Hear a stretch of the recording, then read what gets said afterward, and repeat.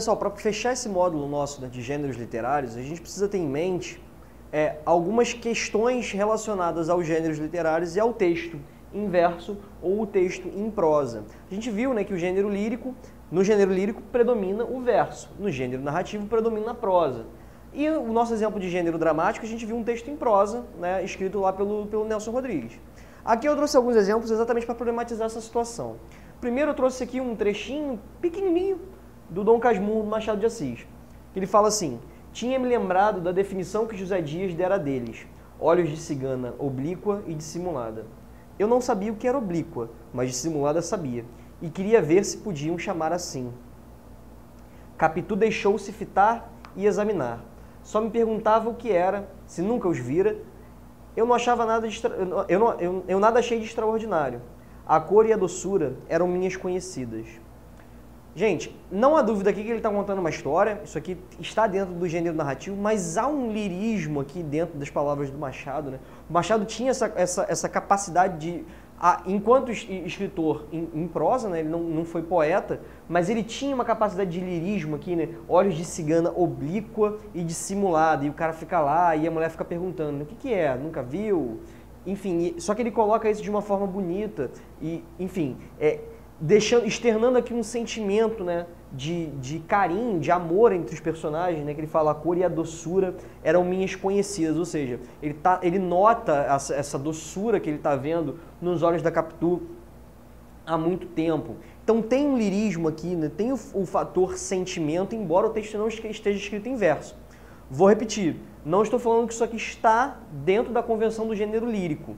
Entretanto, há um lirismo no sentido de que há um sentimentalismo aqui que é intrínseco a essa escrita que está em prosa lá do Machado de Assis. Beleza, pessoal? Portanto, a gente vai falar que no gênero narrativo predomina a prosa, o que não significa que a relação entre gênero narrativo e texto em prosa seja 1 para 1.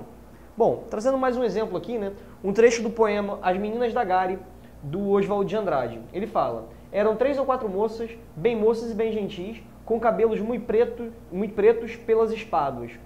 Galera, o que a gente está vendo aqui, e aí ele vai contar a história dessas garotas e tal, não sei o quê. Tá no gênero lírico ainda, né? A gente não, é difícil de desfazer essa relação, né? Você tem aqui um poema, mas você tem aqui um poema que está narrando um evento. Lembra que a gente falou lá da epopeia, né? Que não deixa de ser do gênero narrativo, mas ela está toda escrita em verso. E ela é fundamental para a ideia de nação. Enfim, a gente vai ver isso melhor no nosso terceiro módulo. Mas, de qualquer forma, você tem, por exemplo, os Lusíadas, né, escrito lá pelo Camões. E os Lusíadas é uma epopeia que tem mais de 1000 versos e estão lá, né? São versos e todos com 10 sílabas poéticas e tudo. Então você tem aqui uma certa confusãozinha. E aqui a gente já consegue, a gente vai estudar mais para frente o modernismo, né? Mas a gente já percebe aqui a vontade do poeta modernista Oswald de Andrade de brincar com essas convenções literárias que até então eram muito firmes. Galera, para terminar aqui, né? Eu trouxe um clássico da literatura mundial, né? Que é o Hamlet, do Shakespeare. E a tradução em português fala assim: ser ou não ser, eis a questão. Será mais nobre nosso espírito sofrer perdas e setas com que a fortuna enfurecida nos alveja, ou insurgir-nos contra um mar de provações e em luta pôr-lhes fim, morrer, dormir, não mais.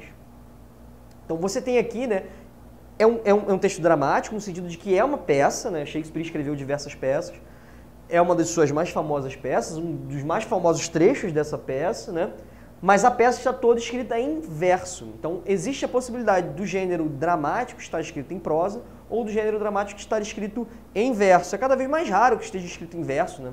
No passado isso era mais comum porque você não tinha a tradição escrita ali para dar conta, né, do registro.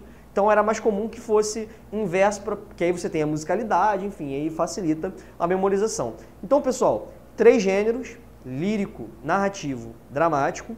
Eles se misturam em relação a verso e prosa, mas você tem mais ou menos uma correspondência, em muitas das vezes, né, entre o lírico e o poema, entre o narrativo ou épico e o texto em prosa. Vimos aqui alguns exemplos de como isso pode se embaralhar e é importante a gente ter isso aqui em mente para os nossos estudos futuros. É isso aí. Um abraço do Knup.